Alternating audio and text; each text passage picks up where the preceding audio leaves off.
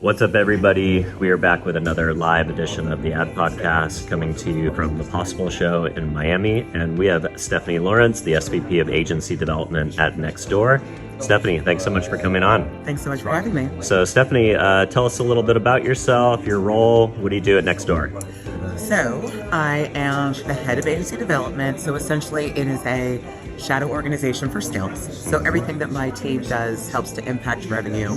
We also help to evangelize Nextdoor. So, believe it or not, a lot of people did not know that we actually had ads on the platform, which is what I say, you're welcome. They're very native and feed. So, we do a lot to sort of, let agencies know like what's going on, what's happening in the marketplace. So, yeah, that's pretty much my team's job. I love it. So, I think everybody is familiar with Nextdoor. It's basically the social community for your neighborhood. Correct. What are some of the ways that you integrate with national brands on the platform? I think of Nextdoor, I think of, local businesses, SMB that want to get their name out in their communities. But what are some of the ways that national brands are leveraging the platform in interesting ways? You're right, because we do that for SMBs. Yep. But from a larger scale, yes, we have, let's say a grocery chain in Texas, for example. They love the fact that we can get really hyper-local. But also in the same vein, we actually have more national brands running with us. Interesting. Our ads get really personal, so they're able to speak to certain communities in their messaging in ways that they can't on other platforms. So that's where they come for us. So it's your usual ad products. We have static, we have mobile, we have static, we have video, we have carousel ad units, but we also have this team in-house called Create, and they will do more custom, more bespoke activations for clients if they would like to do that. So tapping into, let's say, our new mover audience, which is massive. So we'll build out a new mover kit. So think of that almost like that mailer that you get in the mail when you move someplace. Oh, yeah. But it could be chock full of information for you as you move into your new community. So we do a lot of things like that, and also they will do bespoke activations that will also bring you online to offline. So we did an activation in the past called the Neighbor Table with Walmart, where we brought different folks in the community together to talk over a meal, because it was during COVID. Oh, that's so to cool. Get different perspectives. So we try to get people... So you can kind of activate hyper-locally for brands too. Yeah. We try to get people together, because we're not like other social platforms where, you're posting your selfie or your meals. It's more about what's going on in your community. Getting things done. I love that. I've used Nextdoor a lot when I moved to Santa Barbara, and I lived in kind of a small neighborhood in Goleta.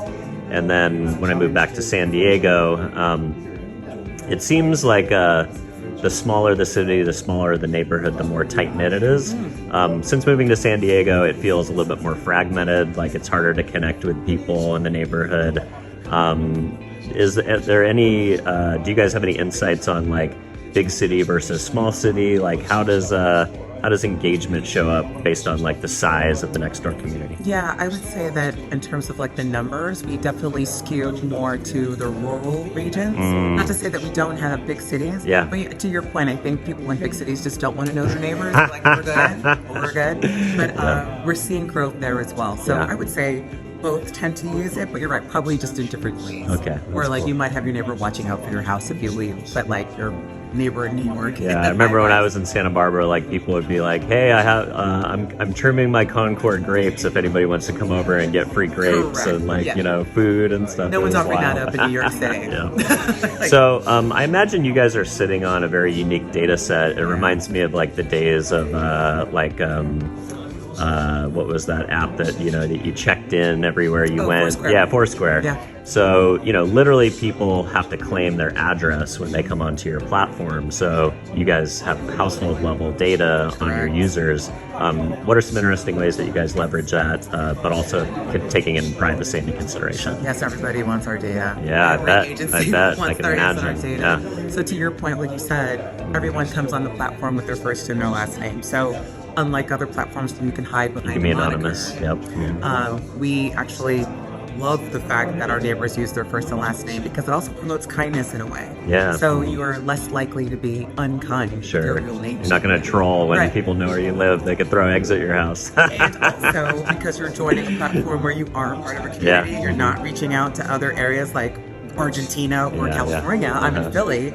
it's literally the people in my block. Yeah. So that also just tends to be a little bit nicer because of that. Yeah, I love that. So I'm not answering your question. No, I was thinking just, is that data, you said that a lot of agencies want to use that data. What are some examples of how you guys leverage it? Sure. I mean, I think first and foremost, it is to tap into the we're local. Yep. And in the copy, we are able to dynamically insert your city, your location. We have like different monikers. So I'm in Philly, but I'm in the Pennsport area. So you can say, hey, Pennsport, Acme's having a sale with Acme's Wine with us. So you could just sort of pull that information in at no additional charge. We will do that for you because we were a platform that was built from the ground up. So we know everything about our neighbors and the communities that they're in. So it's very easy for us to get really personal in messaging. And we know that's so important now that people are speaking to communities because they want to connect with the brands and the people that are buying from them. So that's really, I would say, the main way that people are. I love it. All right, let's shift gears to possible. So you mentioned in our pre-interview that you've gone to a lot of AI panels. This wouldn't be a podcast if we weren't talking about AI. So what are some of the interesting things that you've seen over the week? I mean, I think first and foremost, I saw a really cool thing. Can I name the brand? Yeah, of course. I saw it with Microsoft, Nice. and it was Copilot, and it was just showing, first of all, the evolution of it, just how quickly the growth of it, and the adoption of it. I think it was 1.4 billion people are using AI now on a regular basis, which is crazy. But they were also showing the ways in which they're going to use it for advertising moving forward. And I took copious notes so I can bring it back to next door. But just in terms of what you're searching, the targeting that they'll be able to do. So if you're searching for a vacation trip, they'll be able to, at some point, I think by 2026, actually send out an RFP to travel people and send you back if I'm doing a trip to Shanghai. Here's 3 examples. We sent out an RFP at your request, and here's 3 different companies that you can run with, and then they will also read those RFPs for you and then tell you. And so give you suggestions on where you should go. This one's the cheapest. This one's not the cheapest, but it's more in line to what you and your wife typically like to do.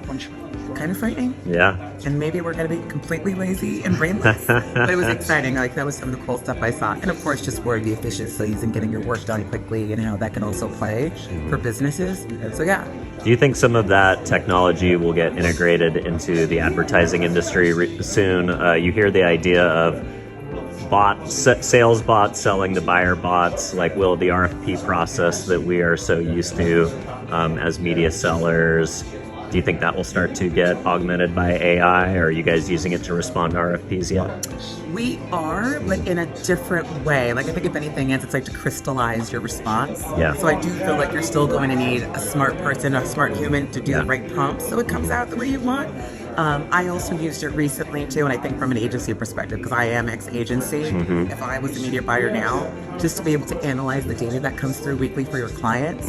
I just did that for my own reporting teams, piece, yeah. Q1, like QBR, and I was like, let me see if they analyze it, and it maybe had to change 2 to 3 things just to get my own sort of. So the insights come out pretty good. It's pretty spot on, but it didn't know all the things. So because I was actually at these meetings and at these engagements, you still needed that human flavor. Yeah, it's like AI is very good for first drafts, right? 100%. So I think from just a work output, the amount of time I would have, used to scour that data myself, hours, and it literally did it in 30 seconds. Amazing. And then I just charted it up in like Let's go. 15, 20 minutes. So is there any other content or panels that you're looking forward to? Anything Aside that from you're... my own? Yeah. Well, when is yours? Tell me more about yours. I'm going to be on the female quotient later today. Oh, let's go. Yeah, let's do it. 2:45 if you want to come visit. Okay. Who are you talking to?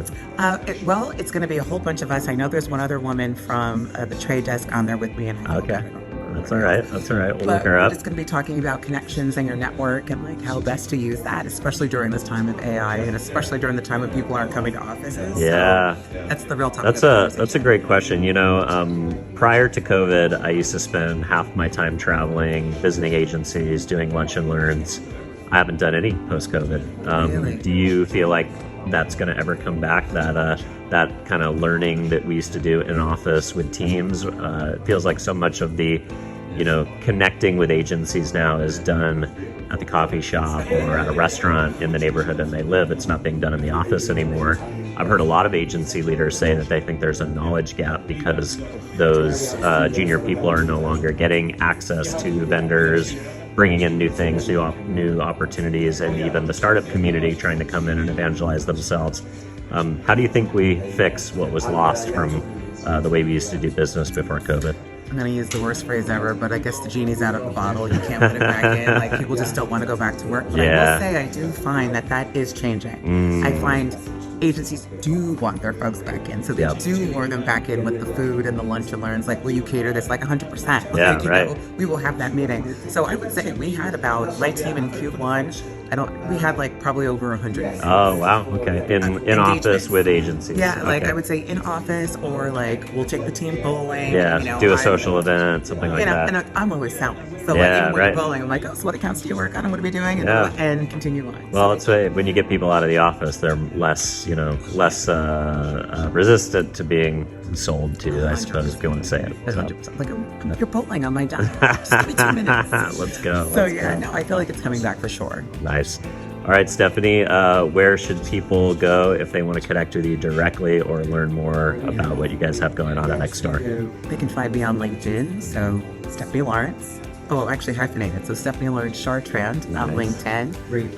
And then I think they can just go to business.nextdoor.com and they can send in a response. Do you want my email as well and my cell phone Well, number? I don't know about that. You might get some stalkers out there. I love that. All right, Stephanie, thanks so much for coming on. Thank you. Appreciate you.